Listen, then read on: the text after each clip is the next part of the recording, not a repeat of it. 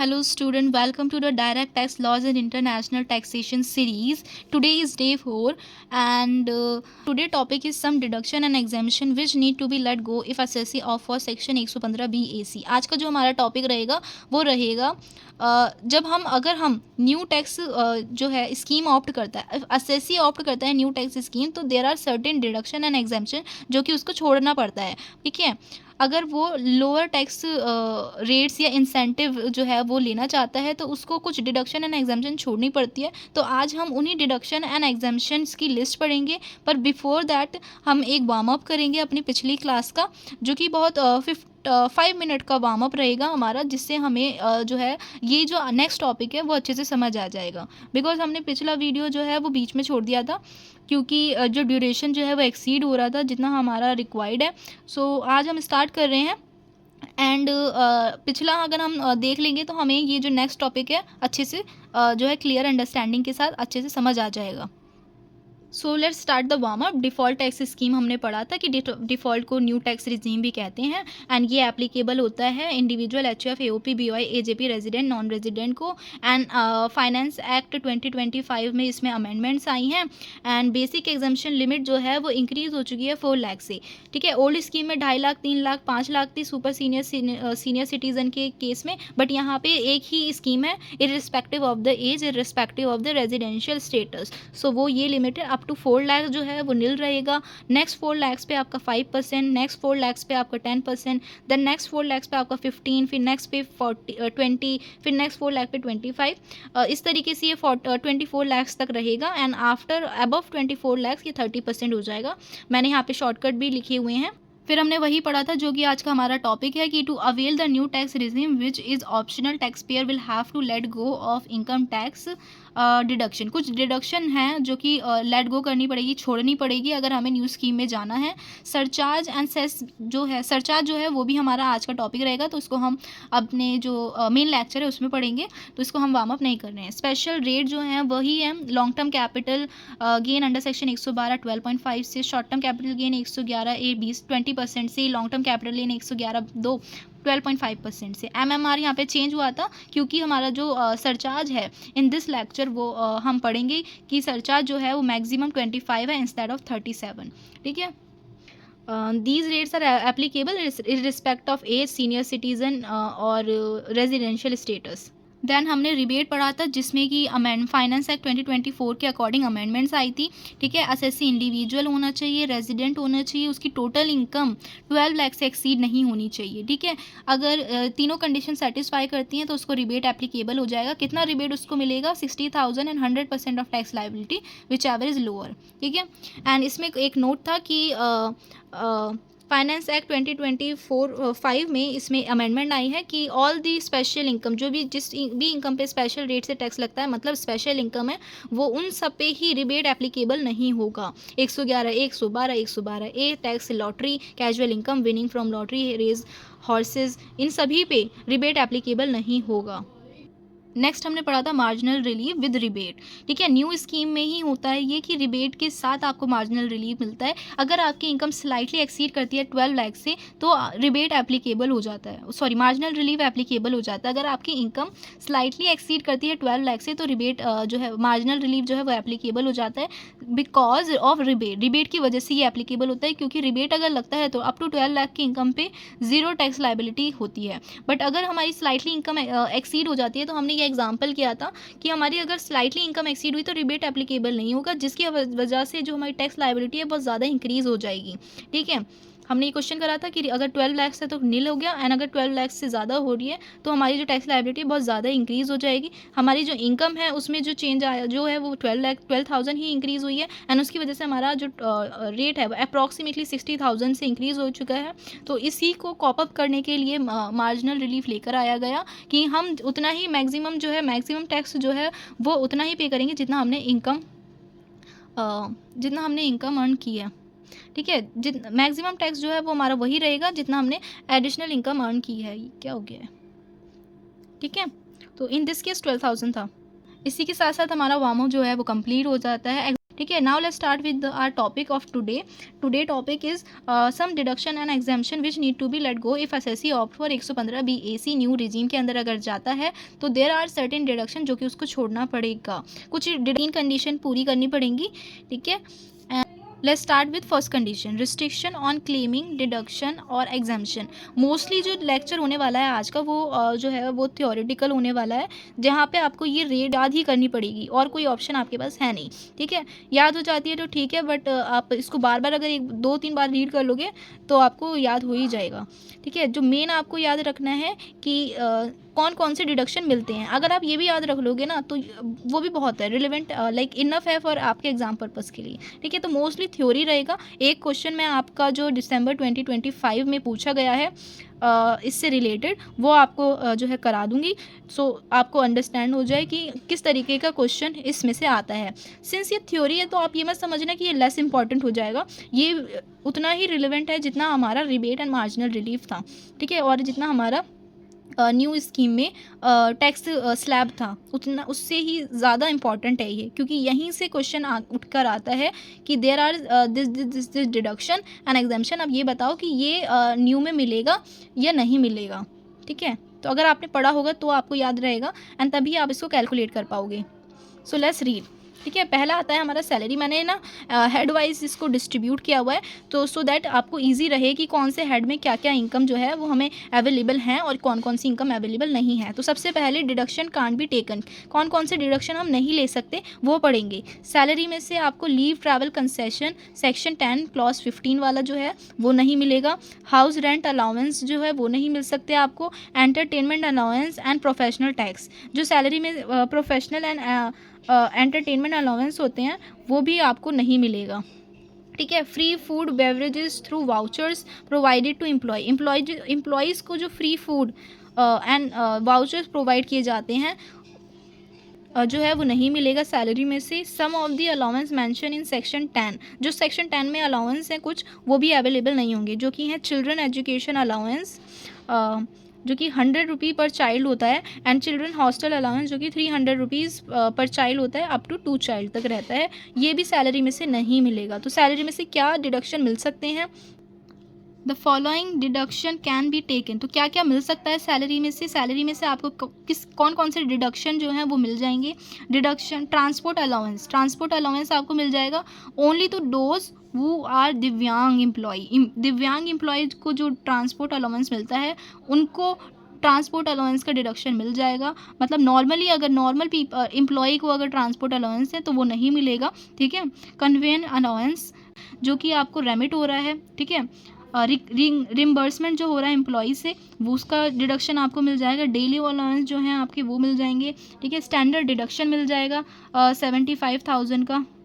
ठीक है, and deduction from family pension का जो डिडक्शन होता है वो भी मिल जाएगा, जो कि हमारा 25,000 पर एनम होता है या फिर 1/3 विच एवर इज़ लोअर, वो भी आपको मिल जाएगा। ये जो है वो मिल जाएंगे आपको, ये वाले जो सैलरीज के डिडक्शन है वो आपको मिल जाएंगे।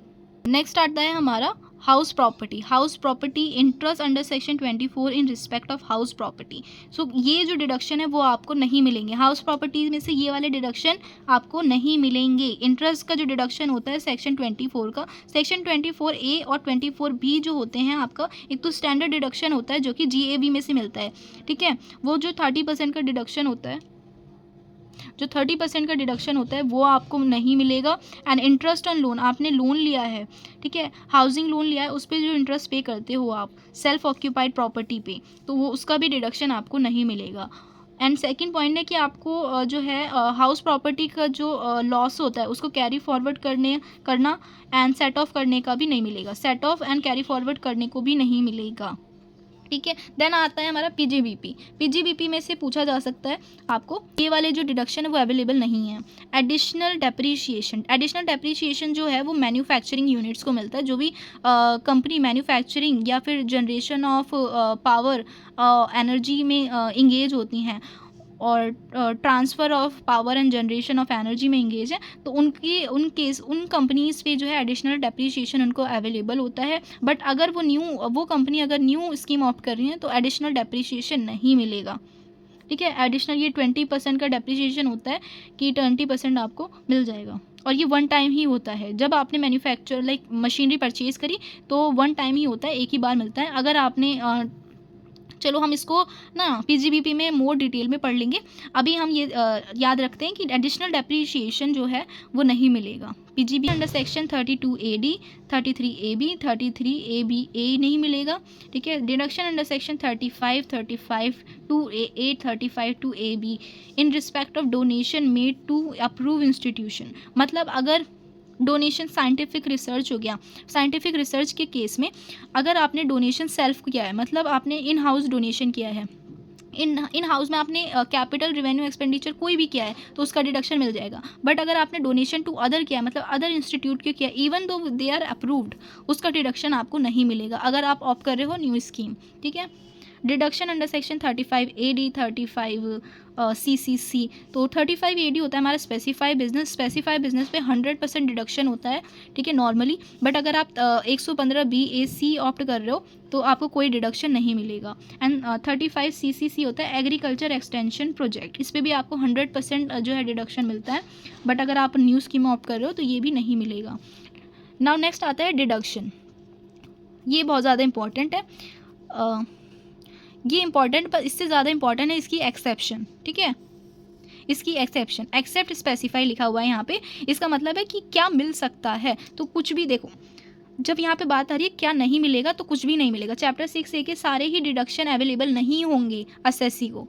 असेसी को चैप्टर 6A का एक भी डिडक्शन अवेलेबल नहीं होगा अगर वो 115BAC मतलब न्यू रिजीम में ऑप्ट करता है, एक्सेप्ट स्पेसिफाई, कुछ को छोड़कर। तो ये कुछ जो है वो इम्पॉर्टेंट है हमारे लिए कि कौन से डिडक्शन है जो मिल जाएंगे, ठीक है।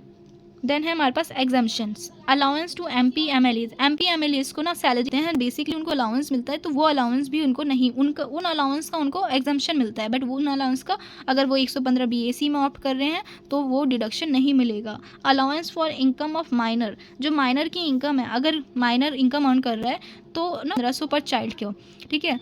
जब वो क्लबिंग होती है ना, जब क्लबिंग होती है माइनर की इनकम पेरेंट की इनकम में, तो उस पर पेरेंट को मिलता है 1500 रुपये का एग्जाम्पशन पर चाइल्ड पे, ठीक है। वो भी नहीं मिलेगा अगर जो पेरेंट हैं वो 115BAC ऑप्ट कर रहे हैं, मतलब न्यू रिजीम ऑप्ट कर रहे हैं। Exemption for SCZ unit contain in section 10AA, SCZ पे भी कोई डिडक्शन नहीं, एग्जाम्पशन नहीं मिलेगा।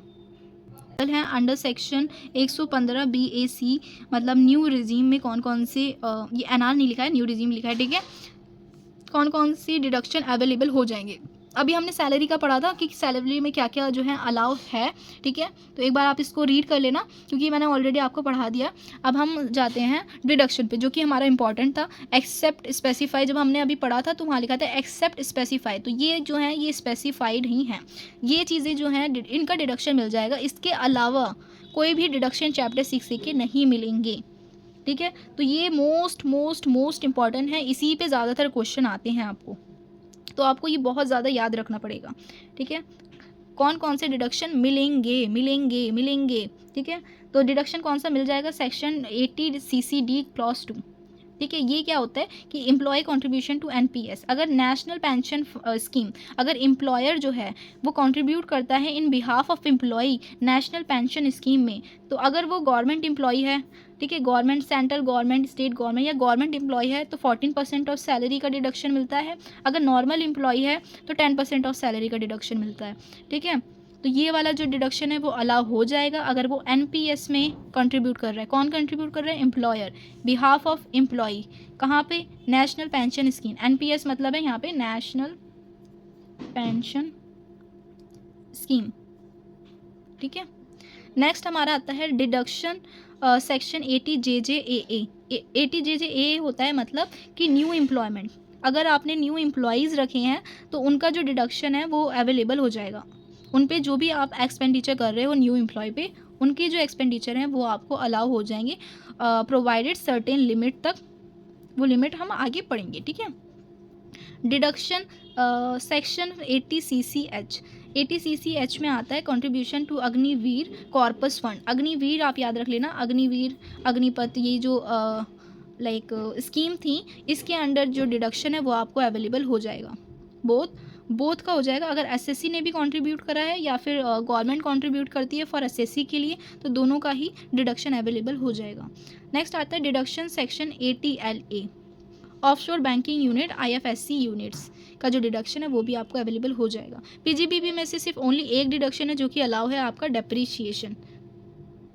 नाउ हम आते हैं अपनी सेकंड कंडीशन पे कि brought forward losses and unabsorbed depreciation related to the above transaction can't be set off or carry forward। जो हमने अभी ट्रांजैक्शन पढ़ी थी ऊपर, जो अभी हमने ट्रांजैक्शन पढ़ी, अगर उससे रिलेटेड कोई भी ब्राउड फॉरवर्ड लॉसेज है या फिर अनअब्जॉर्ब डेप्रीशिएशन है तो वो ना तो ही सेट ऑफ हो सकता है against any other income and ना ही कैरी फॉरवर्ड हो सकता है। तो ये आपको याद रखना, ये कंडीशन जो है बहुत ज़्यादा इंपॉर्टेंट हो जाती है।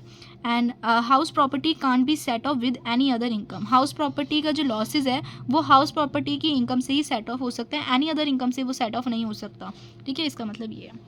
नेक्स्ट आता है हमारा condition number 3, if a person has PGBP income and want to switch out of default scheme then he shall file form 101EA to be file electronically. अगर पीजीबीपी इनकम है आपकी, देखो पीजीबीपी छोड़ के अगर आपकी अदर इनकम है तो आप उसको ना जो स्कीम है वो ऑप्ट आउट कर सकते हो। ठीक है, बट अगर आपकी अगर पीजीबीपी है तो आपको आपने एक बार ऑप्ट कर ली तो वो कंटिन्यू रहेगी सब्सिक्वेंट ईयर के लिए। आप किस तरीके से, अगर पीजीबीपी में अगर आपकी इनकम है तो फाइल नंबर 101EA फाइल करेंगे इलेक्ट्रॉनिकली।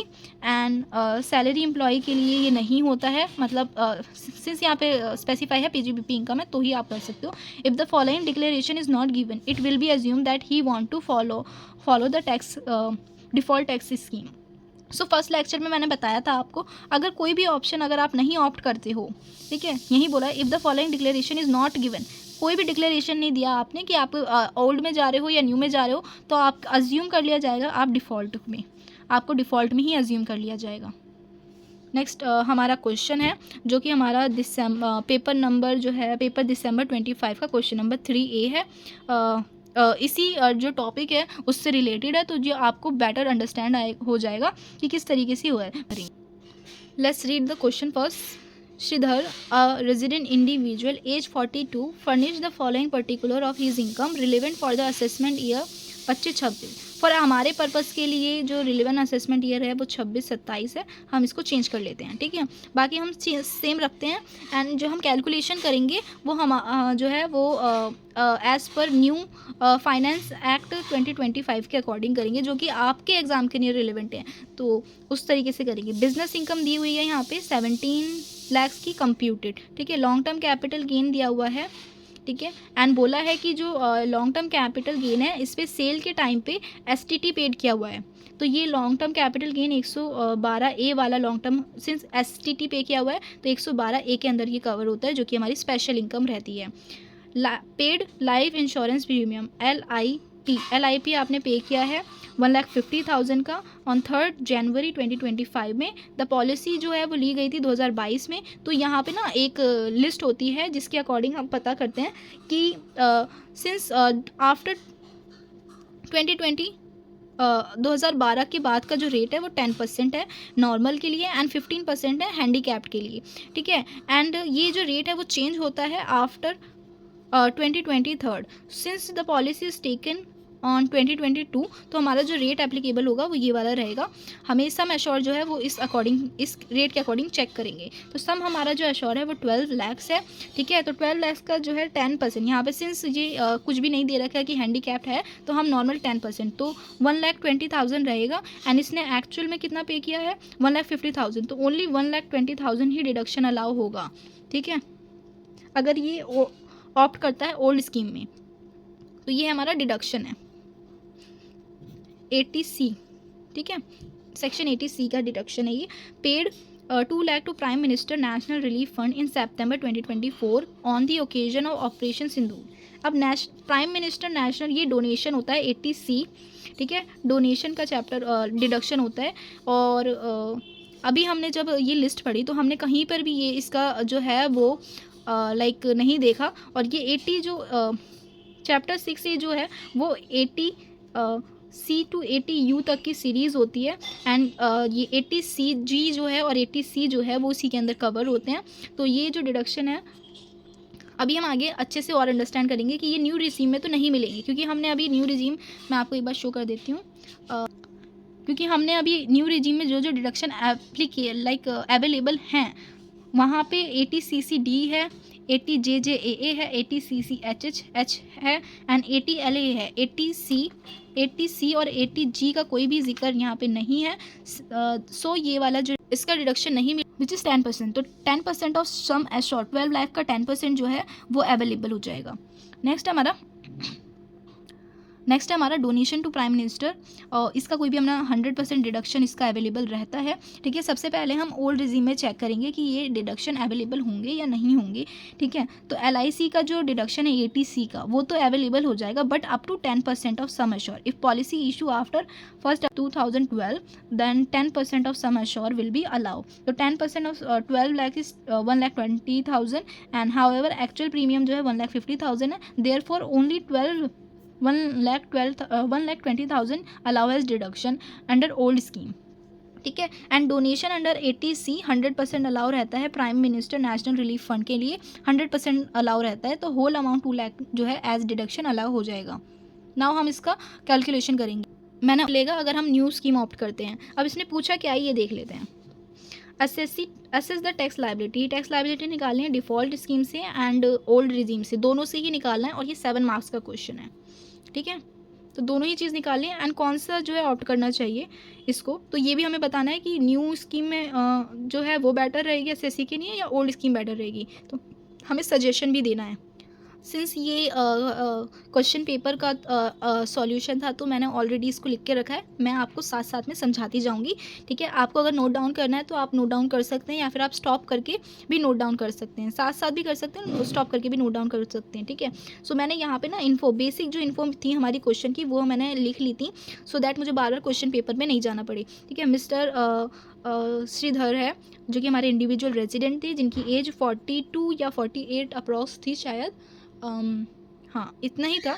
ठीक है, बिजनेस इनकम है इनकी 40 लाख 17 की, and long term capital gain 112A के अंदर था इनका, सो 1,20,000 का था। लाइफ इंश्योरेंस का जो है वो मैंने आपको पहले ही बता दिया था कि सिंस इन्होंने जो पॉलिसी टेकन है वो अप्रैल 2022 के 2 है, सो आफ्टर 2012 के बाद की है ना। सो ये जो रेट है वो आफ्टर 2023 के बाद चेंज हुए हैं, तो ये इससे पहले की है, तो ये वाले रेट एप्लीकेबल होंगे, तो ये खुद सॉल्व करके लिखा हुआ है। ठीक है, सो दैट हमारा टाइम भी वेस्ट ना हो। एंड ओल्ड स्कीम से हम कैलकुलेट कर रहे हैं, बिजनेस इनकम था।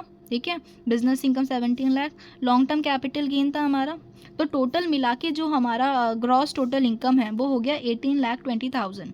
ठीक है, अब सिंस इसमें से हमें डिडक्शन मिलेगा, सिंस हम ओल्ड स्कीम फॉलो कर रहे हैं तो डिडक्शन अवेलेबल होंगे। ATC ATG के जो डिडक्शन है, ये डिडक्शन कैसे आए मैंने अभी आपको ऊपर बताया, तो 3,20,000 का डिडक्शन आपको मिल जाएगा पूरा, जिससे आपके जो टोटल इनकम है 1 minute, I guess I have calculated wrong. 1820 में से 320 माइनस किया तो हमारा 15 लाख आ रहा है ये। ठीक है, ये 15 लाख आ रहा है। नाउ अब हमने इसकी टैक्स लायबिलिटी निकाली, 15 लाख में से 1,20,000 तो हमारा स्पेशल इनकम है। स्पेशल इनकम जो है वो स्पेशल रेट से टैक्सेबल होती है, तो यहाँ पे इसको हम अलग से टैक्स करेंगे। एंड सिंस ये 112A की इनकम है तो बियॉन्ड 1.25 लाख ही टैक्सेबिलिटी अराइज होगी, एंड सिंस ये 1,20,000 है तो यहाँ पे कोई भी टैक्स लायबिलिटी अराइज नहीं होगी, सो ये हो जाएगा नील। ठीक है, स्पेशल इनकम जो है वो हमारी हो गई नील। नोट हमने यहाँ पे लिखा हुआ है, नोट ये हमने यहाँ पे नीचे लिख दिया है आपके लिए, और मैंने आपको भी ऊपर भी समझाया कि ये क्यों आया। ठीक है, तो नोट इसलिए आया क्योंकि ये जो अराइज होती है वो आती है 1.25 लाख के बाद, बट यहाँ पे तो 120 ही है, टोटल इनकम 120 ही है, तो यहाँ पे कोई भी टैक्स लायबिलिटी अराइज नहीं होगी, ये एग्जाम्प्ट हो जाएगा 120 पूरा का पूरा।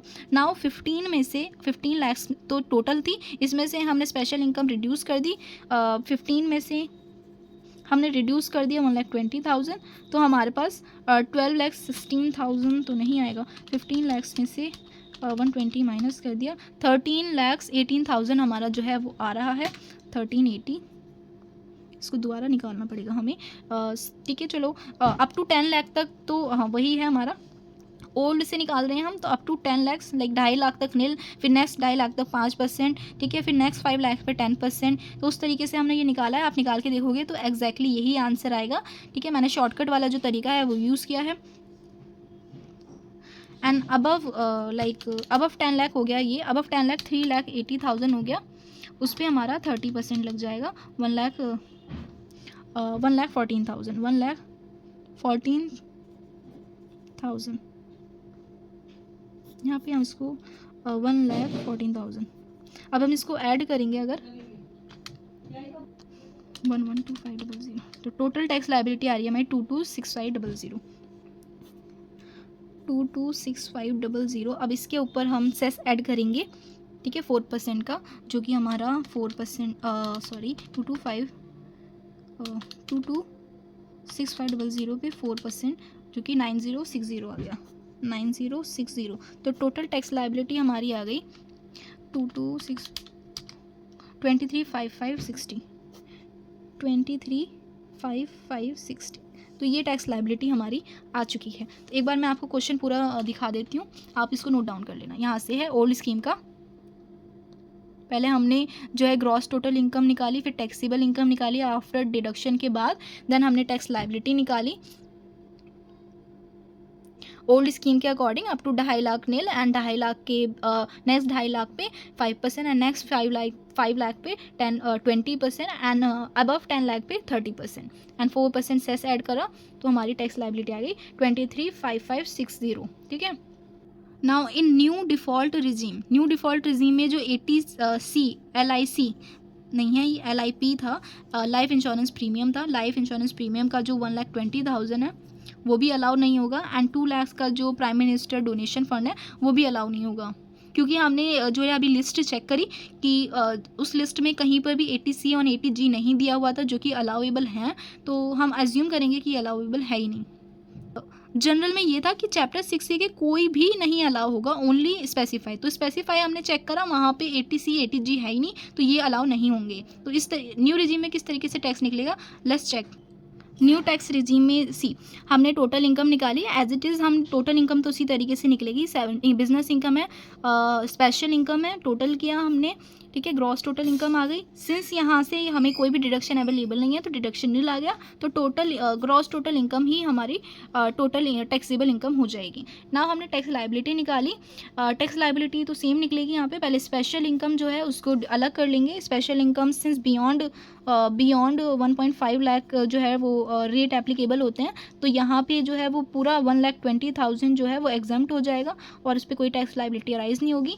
एंड 18,20,000 में से अगर 1,20,000 हम रिड्यूस करते हैं, तो हमारी 17 लाख की जो है वो नॉर्मल इनकम आ जाती है। नॉर्मल इनकम पे हम टैक्स जो है एप्लीकेबल करेंगे अप टू 4 लाख, ठीक है। आप निकाल के देखना, मैंने शॉर्टकट यूज़ करा है। Up to 4 lakh nil, next 4 lakh 5%, next 4 lakh 20%, next 4 lakh 15%, balance पे 20 लाख, 20%, बैलेंस पे 20%, तो ये हो गया 1,40,000।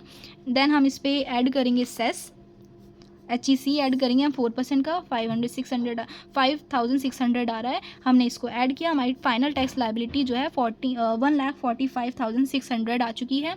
नाउ हम कंक्लूजन देंगे। अभी उसने क्वेश्चन में लास्ट में पूछा था कि हमें बताओ कि कौन सा जो है SSC के लिए बेटर ऑप्शन है, क्या उसे डिफ़ॉल्ट में जाना चाहिए या उसे न्यू में जाना चाहिए। तो अभी हमारी जो टैक्स लाइबिलिटी आई थी ओल्ड में, वो हमारी अलग थी, कुछ 23 समथिंग कुछ थी, 23,55,60 ये थी, ठीक है। सो अब हम इसका कंक्लूजन देंगे। देखो कंक्लूजन किस तरीके से दी। न्यू रिजीम में जो फाइनल टैक्स लाइबिलिटी आ रही है कि मतलब SSC को कितना टैक्स पे करना पड़ेगा, 1,45,600, एंड अगर ओल्ड स्कीम वो ऑप्ट करता है उसको कितना टैक्स पे करना पड़ेगा, 2,35,560। तो विच एवर इज़ लोअर, तो SSC तो यही चूज़ करेगा ना। तो मोर बेनिफिशियल SSC के लिए ओल्ड स्कीम रही, न्यू रिजीम जो है वो बेनिफिशियल रहती है SSC के लिए। तो वो पॉइंट मैं आपको प्रूफ करती हूँ कैसे। यहाँ पे इसको न्यू रिजीम में कोई भी डिडक्शन अवेलेबल नहीं हुआ, स्टिल इसकी जो इनकम है वो जो टैक्स लाइबिलिटी है वो लोअर आ रही है, ठीक है। बट हमने न्यू में जो ओल्ड वाली में जो है हमने इसको डिडक्शन भी अवेलेबल कराई, स्टिल इसकी जो टैक्स लाइबिलिटी है वो हायर आ रही है। तो मोर बेनिफिशियल SSC के लिए ये रहेगा।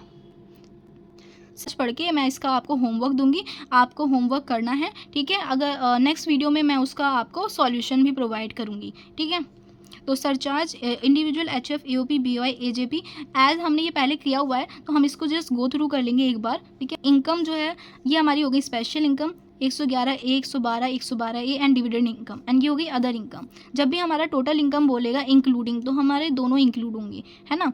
तो ये बोला है टोटल इनकम इंक्लूडिंग, मतलब special income plus other income मिलाकर अगर 50 लाख से एक्सीड नहीं करता है तो टैक्स जो सरचार्ज है वो नील रहेगा, ठीक है। टोटल इनकम, नेक्स्ट पॉइंट है total income including special income, मतलब special income plus other income मिला के अगर एक्सीड करता है 50 lakh but does not exceed 1 crore, 1 crore से एक्सीड नहीं करता है, तो सरचार्ज जो है वो 10% एप्लीकेबल है बोथ द केसेस में। मतलब नॉर्मल पे भी 10% लगेगा सरचार्ज, एंड स्पेशल इनकम पे भी सरचार्ज जो है 10% लगेगा। Total income including special income exceed 1 crore, 1 crore से एक्सीड कर गई बट 2 करोड़ से एक्सीड नहीं की है, तो 15% जो है सरचार्ज एप्लीकेबल हो जाएगा। टोटल इनकम, ठीक है। टोटल इनकम एक्सक्लूडिंग, अब यहाँ पे आप एक्सक्लूडिंग, ठीक है, यहाँ स्पेशल इनकम हमने इंक्लूड नहीं कर रहे हैं, सिर्फ अदर इनकम की बात हो रही है।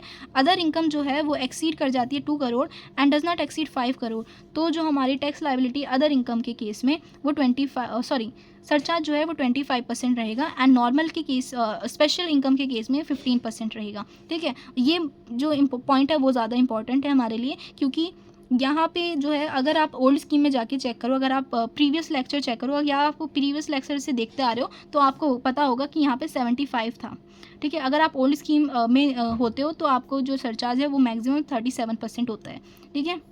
एक्सक्लूडिंग अगर 5 लाख करोड़ से एक्सीड कर जाता है तो मैक्सिमम सरचार्ज जो है न्यू स्कीम में वो 25% है नॉर्मल इनकम पे, एंड मैक्सिमम सरचार्ज जो है वो स्पेशल इनकम पे वो है 15%। एज यू कैन सी 10 के बाद 15 15 15 15 ही आ रहा है, ठीक है।